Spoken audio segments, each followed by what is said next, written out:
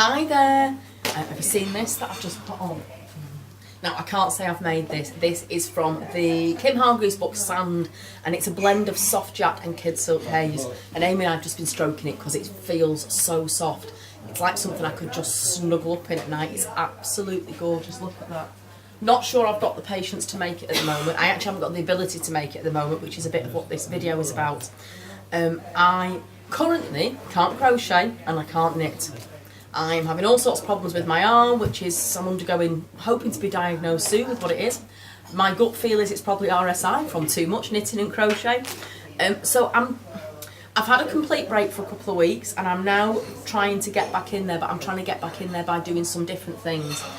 And one of the things I have taken home to start, because my thought is now if I alternate, if I do cross stitch one night, bit of knitting another night, crochet another, I'm not putting the same strain on the same muscles and parts of my body, because I do a lot.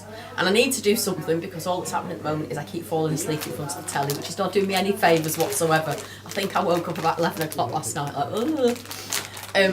But look at these. So I've been looking around for different things to do, and these have absolutely stolen my heart. In particular, look at him.